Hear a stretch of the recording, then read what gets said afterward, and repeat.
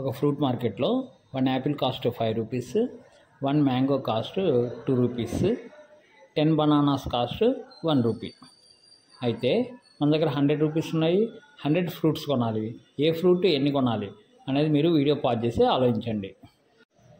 Suppose number of apples మనం కొనాల్సింది X అనుకుందాం, number of mangoes Y అనుకుందాం, నెంబర్ ఆఫ్ బనానాస్ Z అనుకుంటే మనం 2 ఈక్వేషన్స్ ఫామ్ చేయొచ్చు. ఒకటి, ఒక్కో యాపిల్ కాస్ట్ 5 రూపీస్ కాబట్టి 5x ప్లస్ ఒక్కో మ్యాంగో కాస్ట్ 2 రూపీస్ కాబట్టి 2y ప్లస్ ఒక్కొక్క బనానా కాస్ట్ 1/10 రూపీస్ కాబట్టి Z బనానాస్ కాస్ట్ Z/10. వీటన్నిటిని యాడ్ చేస్తే 100 వస్తుంది. ఇదొక ఈక్వేషన్. తర్వాత మొత్తం నెంబర్ ఆఫ్ ఫ్రూట్స్ 100 కాబట్టి x + y + z కూడా 100 వస్తుంది. ఫస్ట్ ఈక్వేషన్ మనం అబ్జర్వ్ చేస్తే Z/10 వాల్యూ ఇంటీజర్ వాల్యూ రావాలి. అప్పుడు మాత్రం మనకి 5x + 2y + Z/10 value integer వస్తుంది. సో Z/10 వాల్యూ ఇంటీజర్ రావాలంటే Z వాల్యూ 10 యొక్క మల్టిపుల్ ఉండాలి. అంటే 10 కానీ 20 కానీ 30 కానీ 40 కానీ ఇట్లా ఉండాలి.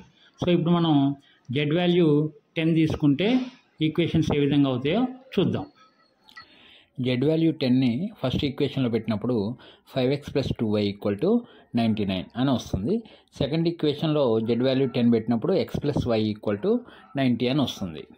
సో ఈ సెకండ్ ఈక్వేషన్ని 2తో మల్టిప్లై చేస్తే 2x + 2y = 180 అని వస్తుంది. దీన్ని ఫస్ట్ ఈక్వేషన్ నుంచి తీసివేస్తే 3x = -81 అని వస్తుంది. x = -27 అని వస్తుంది. x అంటే ఏంటి? Number of apples. అది నెగిటివ్ నెంబరు ఉండే అవకాశం లేదు కాబట్టి Z వాల్యూ 10 అని తీసుకోవడం రాంగ్.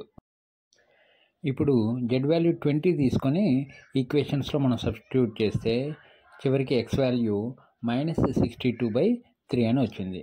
సో ఇది కూడా నెగిటివ్ నెంబర్ వచ్చింది కాబట్టి ఇది కూడా రాంగ్. సో Z వాల్యూ 20 కూడా కాదు.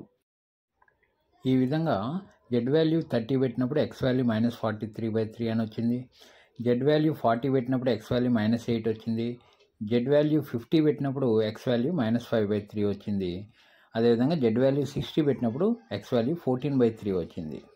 సో ఇవన్నీ కూడా నెగిటివ్ నెంబర్స్ వచ్చాయి.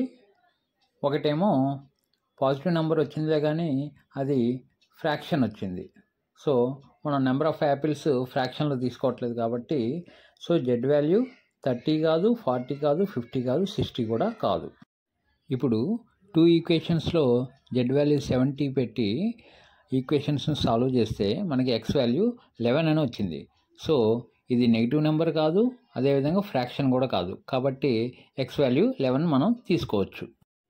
సో x వాల్యూ 11 మరియు Z వాల్యూ 70 ఈ వాల్యూస్ని x + y + z = 100 అనే ఈక్వేషన్ సబ్స్టిట్యూట్ చేస్తే మనకు y వాల్యూ 19 అని వస్తుంది.